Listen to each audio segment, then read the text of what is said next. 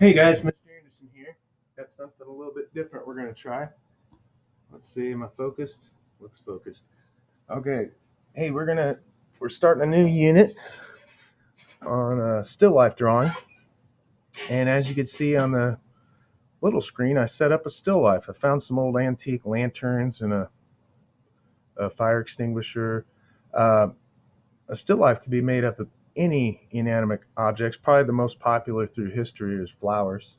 Okay, like Van Gogh sunflowers. That's a still life. You could set up. I've had really all kinds of still lifes that I've set up throughout my life. Whether I have a whole bunch of old golf clubs and sporting equipment. You could use shoes. I couldn't even name all the things that I've used for still lifes, but I'll be changing this up throughout the unit. Um, in our goal, I put a little. This isn't finished. I have a lot more shading to do on this, but I did a time lapse of this still life yesterday, and I'm going to try to finish this up at some point. But also, we're working towards making, so drawing things the way we are actually seeing it. Now, what we're going to do today is called a blind contour drawing. It's not going to look like a finished artwork, okay? We're going to do this by looking at our still life, drawing on our paper without ever looking down at the paper. It should look something like this in the end. Okay, think of it as a game.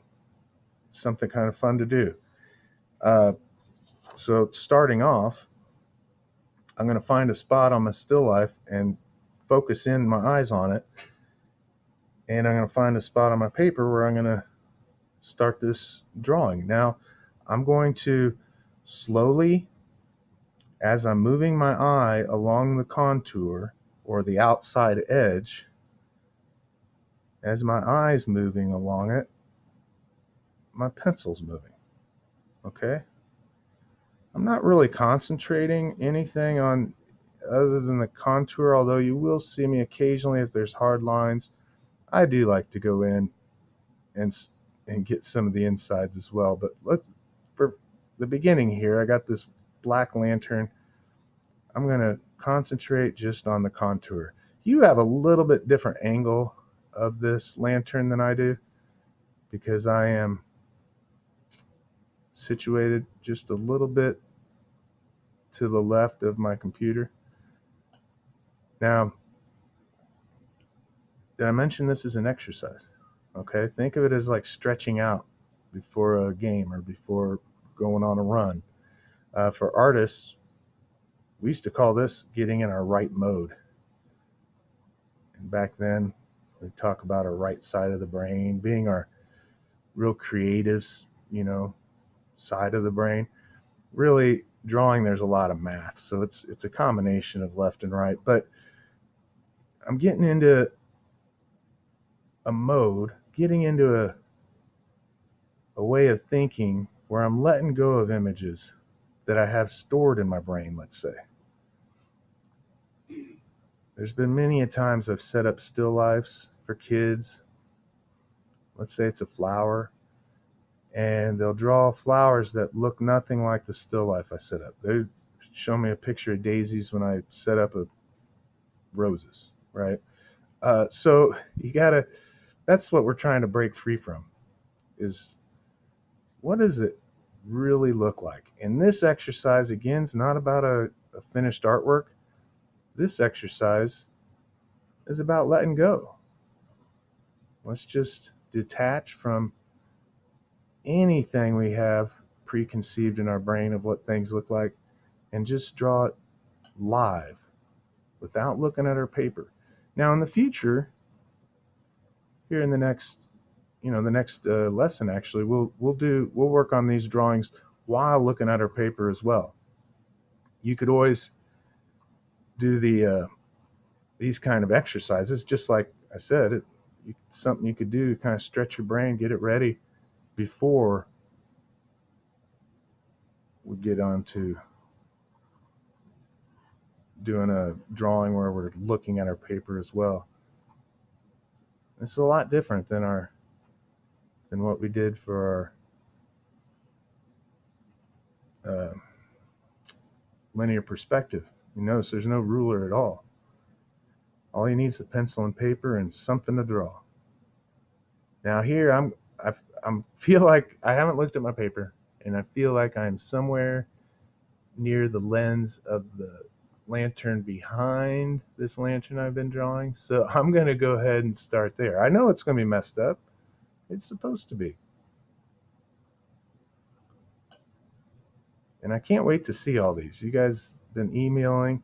My plan is to open up or try some different with Canvas for turning things in. Again, we didn't use that stuff a lot in real art class, so turning things in on Canvas has been a learning experience for me. Now, I'm not going to go all the way over there. Okay, here we go. And you can see sometimes I get a little bit fast. Make sure you slow yourself down. There we go.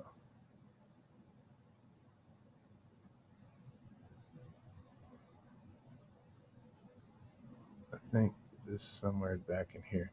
Now, I have another lantern down here somewhere. Let's see. Think of this like an Etch-a-Sketch. I'm not lifting my pencil up either. If I lift my pencil up, you know what's going to happen. It's going to look messed up. Oh, it already does. But I'm not going to lift my pencil up. It's like an Etch-a-Sketch. It makes it a little bit easier to figure out. But whatever detail you can follow with your eye, then just follow it around. If it ends up being inside the contours, that's fine too. When we're looking at our paper in the future, we'll be concentrating on, proportions, how things relate to each other, negative space. The shapes of the negative space is another exercise that we did in art classes. That'll be a fun one, where you don't draw the positive thing. You don't draw the lantern. You don't draw the lantern next to it. You draw the space in between. In the future, with figure drawing, you could do gesture drawings. There's all kinds of art exercises that we could do. I'm trying to draw the lens of this large lantern. I gotta say, sometimes you might be going over things that you already drew. This isn't supposed to be for an art show. It's just an exercise. Now, again, I don't want you to draw what I'm drawing. I want you to make your own still life. So this video is going to be shorter. I'm going to make sure we stop it probably around here in the next few minutes. It'll be around 10 minutes. Because I want you to set up your own still life and then draw it the way you see it.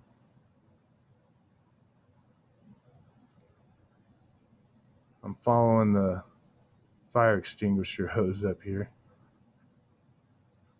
It's probably way off. That's the thing. You guys can see what I'm drawing. I can't. Oh, I'm off the page. I better bring her down. Now, I figure for an exercise like this, usually about 20 minutes. If this video ends up about 10 minutes, 20 minutes would be in the parameter. You guys could draw one and then send it to me. If it ends up that this video is a little bit longer, you could subtract that time. I want you to have plenty of time to do your other classwork as well. Now, I'm going to try and come over to the other side. I don't know where I am on my paper. I know I'm near the top. There we go. I'm going to come down. The only thing I did not include in this still life, in this contour, is that wooden candle holder. And other than maybe going over here like an Etch-a-Sketch, I should have included that when I first started down on that side.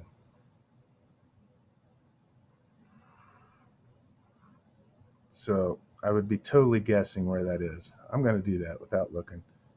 I'm going to go over here. I'm going to say somewhere up in here. And I'm following that around. I'm going to add in some of the details of it.